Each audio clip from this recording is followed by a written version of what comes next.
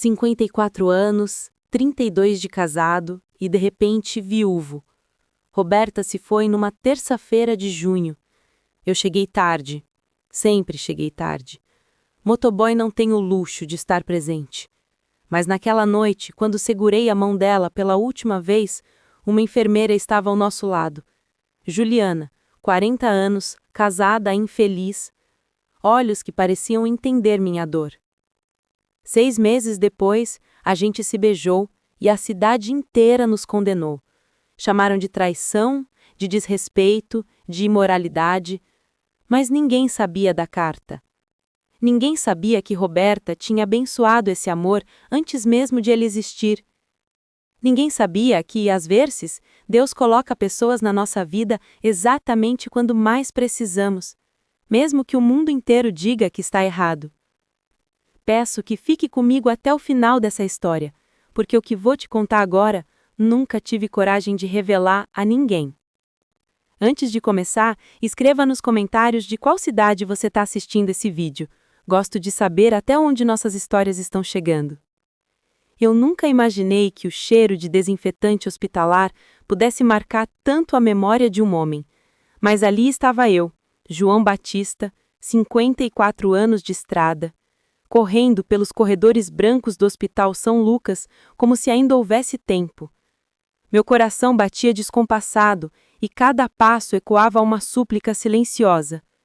Senhor, me dê mais um minuto com ela, só mais um. Quando cheguei ao quarto 312, a enfermeira me parou na porta. Ela tinha olhos castanhos profundos, daqueles que parecem carregar histórias antigas. Seu crachá dizia Juliana, e sua mão tocou meu braço com uma delicadeza que quase me fez desabar ali mesmo. Senhor João, sua esposa está consciente. Ela pediu para esperá-lo, disse ela. E naquele instante percebi algo estranho em sua voz. Não era pena, era compreensão, como se ela soubesse exatamente o peso que eu carregava nos ombros. Entrei no quarto e vi Roberta. Minha Robertinha, 49 anos, mas naquele momento parecia uma boneca de porcelana prestes a quebrar. Os olhos dela encontraram os meus e um sorriso fraco iluminou seu rosto pálido. A pneumonia havia roubado suas forças, mas não sua essência. Chegou meu motoboy. Ela sussurrou, e cada palavra parecia custar-lhe um pedaço de vida. Segurei sua mão, aquela mão que havia preparado milhares de marmitas para as minhas entregas, que havia acenado na janela em cada despedida, que havia entrelaçado nos meus dedos durante 32 anos de casamento. Como eu podia estar perdendo isso? Como Deus podia estar me pedindo para abrir mão do meu porto seguro? Perdoa, amor. Eu devia estar aqui, devia ter largado aquela entrega e começado antes. Mas ela apertou minha mão com uma força que não sabia mais ter. Não. Você estava fazendo o que sempre fez, cuidando de nós, cuidando da nossa família. Ela respirou fundo, lutando contra o ar que faltava. João, eu preciso que você me prometa uma coisa. Qualquer coisa, Robertinha, qualquer coisa. Promete que vai viver de verdade, não vai se enterrar comigo na saudade. Promete que vai deixar a vida entrar de novo. Lágrimas quentes desceram pelo meu rosto. Como ela podia me pedir isso? Como eu ia conseguir respirar sem ela? Eu prometo. Menti, porque naquele momento não conseguia imaginar um amanhã sem Roberta ao meu lado. Ela sorriu de novo e seus olhos se fecharam lentamente. O monitor ao lado começou a apitar e Juliana entrou correndo com outros profissionais. Mas Roberta não estava mais lutando. Ela tinha cumprido a sua missão. Esperou por mim. Deu-me a despedida que eu não merecia.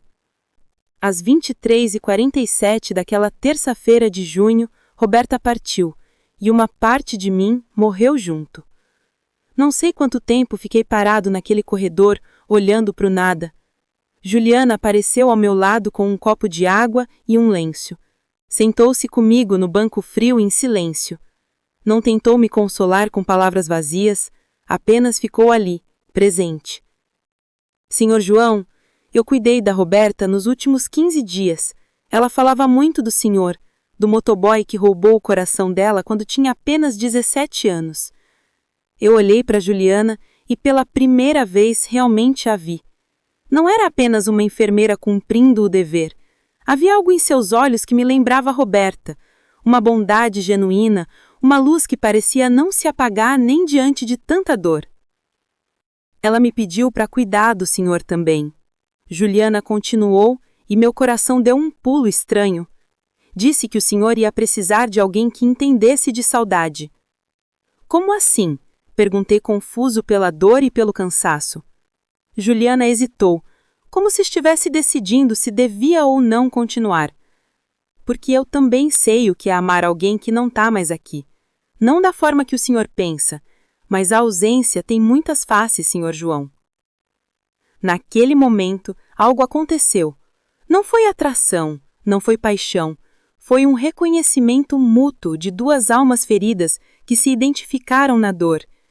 E eu não sabia ainda, mas aquele encontro no corredor frio do hospital mudaria completamente o rumo da minha vida.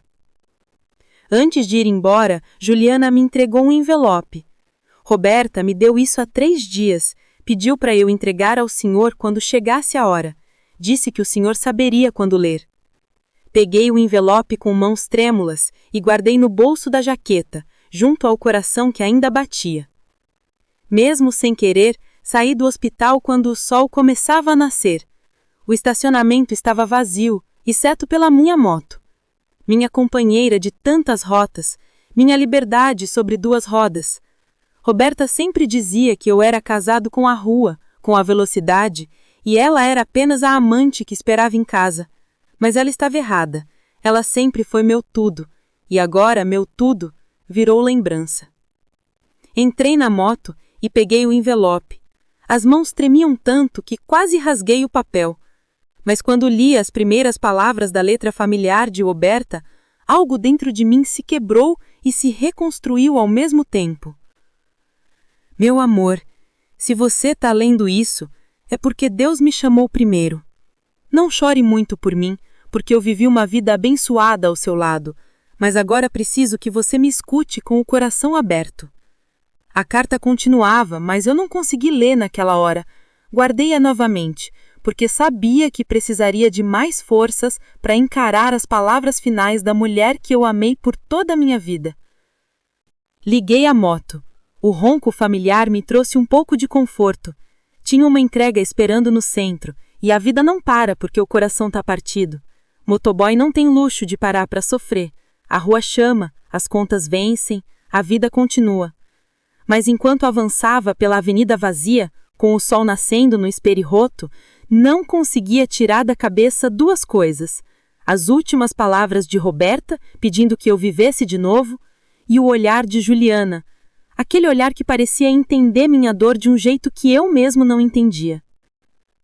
A vida, aos poucos, foi se tornando menos dolorosa, mas não menos real. Cada quilômetro percorrido pela Scania era um exercício de lembrança e esperança.